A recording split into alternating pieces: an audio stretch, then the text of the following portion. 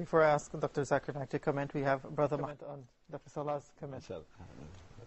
As Sheikh Salah rightly said, that there are different opinions as far as the niqab is fard or not, and I do agree with him totally. There are different opinions, and I do agree with him, as you said earlier, that most of the fuqahas, they say that it is not fard, but it is mustahab recommended. But there are quite a few scholars, or quite few but large numbers. Few doesn't mean few, but the number they are large, who do say that wearing niqab is fard. And each of these two groups of scholars have given their reasoning. And as a person, as a Muslim, we analyze the reasoning. And what we feel is more close to Quran and Sunnah, we give the word. And as Sheikh Salah, he feels that wearing the niqab fard is the more appropriate based on Quran and Sunnah. And when I read the reasoning of both these group of scholars, I agree with Sheikh Nasruddin Albani. Not because the Sheikh Nasruddin Albani, his reasoning. And in his book, he has given more than 20 reasons why niqab is not fard. I myself could refute many of them, which I don't think it is correct. That it is, like, because I'm a debater. So whenever I give an answer, I punch holes in my own answer. Out of them, there are at least 7, which I feel are irrefutable. And if you go to my website, I've given those 7 reasons, which is irrefutable, as far as I think that niqab is not fard. And I being a debater, their own debate with Sheikh Muhammad Salah, mashallah, the great Sheikh, alhamdulillah, I've given great knowledge. But what I do is that whatever reasoning the other group of scholars have given, I use that in my favor. Okay. And out of that, I think 2 reasons which Sheikh Salah said. He said that while in ihram, in Umrah, or when you go for Hajj, it is a lady who's in ihram, her face should not be covered. So he said that normally, if it's not covered, so the contrary is fard. His reason, which I disagree. If that's the case, if it is haram to cover the face, it becomes fard, then many things which is haram should become fard otherwise. In which I can give 100 things, in which it is haram and is not fard otherwise. Many things. Many. You can give umpteen number of things. What I say, many things which are mubah and many things which are mustahab, they become haram. For example, shaving, for example, clipping the nails. Mustahab. It becomes haram during that state of ihram. Many things. So many things which are mustahab become haram. There's not a single thing which is fard which becomes haram. If that's the case, offering salah is fard, then it becomes haram during normal life? No.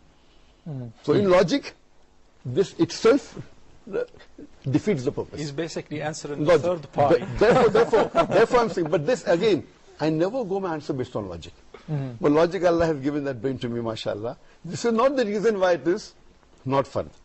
But logic, Allah has given me the brain. Any logical thing I can counter argue. Therefore logic is not number 1 in Islam. Number 1 is Quran, then is Sahih Hadith. Logic is third. So this is not the reason. But the reasoning what the other people are giving, most of the scholars who say that niqab is fard is on logic. It is not on Sahih Hadith. Because for anything to be fard, it should be either proven from the Quran or from the statement of the Prophet. If it's a derived thing, fine, there can be various derived things, which also can be fard, but unless you have solid proof, you can't say anything is fard or haram. So most of the scholars who say niqab is fard, it is derived. And in derived, you can turn the tables over. So if you say, therefore I say, that if niqab, if showing the face is fard, normal time, it cannot be haram. Okay. That's one point. Second point, which I can go on every point. Why I say it is not for. Second, he says that beauty is in the face. I do agree with him, but not 100%. 90%? No. I'll tell you what. I'll tell you statistics. Again, this is not the reason.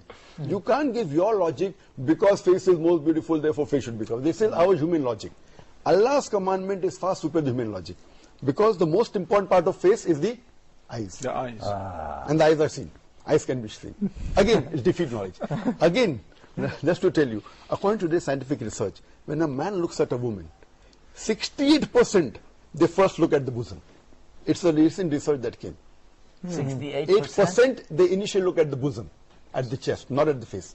SubhanAllah. Fine? So that's the reason Allah says in the Quran that cover the veil over the bosom. The scientific research. Anyway, just because our logic says, I'm not saying that's the reason niqab is not fard. The reason I give is based on the hadith of Muhammad Sallallahu Alaihi Wasallam, that Muhammad Sallallahu Alaihi Wasallam said, it's a hadith of Abu Dawud in the book of Salah, that when a lady reaches puberty and she offers Salah, her complete body should be covered except the face and the hands up the wrist. And the same word that is used for the veil in Surah Nur, chapter number 24, verse number 31, is used in the hadith. Same word. Jilbab, khimar. Okay. No scholar today ever says that when you offer salah, your face should be covered. No scholar that I know of. It's not permissible to cover the face in the salah. It is not permissible to cover the face. So again, the same word which is in Arabic in the hadith of Abu Dawud, Sahih Hadith Muhammad Sallallahu Alaihi Wasallam, is used in the Quran. So Surah Nur, chapter 24, verse number 31, the word khimar does not mean covering the face. Again, going to jilbab al-hinna, it's a verse of Surah Azab, chapter 33, verse number 55, that the jilbab, when it says over, it can be done in various ways. It says close to the body, not on the face. So based on this, I agree more with the argument. He told me he's a debate, but the hadith is a weak hadith. Hadith Asma. Of? Whenever a woman grows the age of puberty. That's what Sahih Albani. Sheikh Albani has classified it Sahih. We'll verify that, inshallah. Inshallah, we have a lot of time.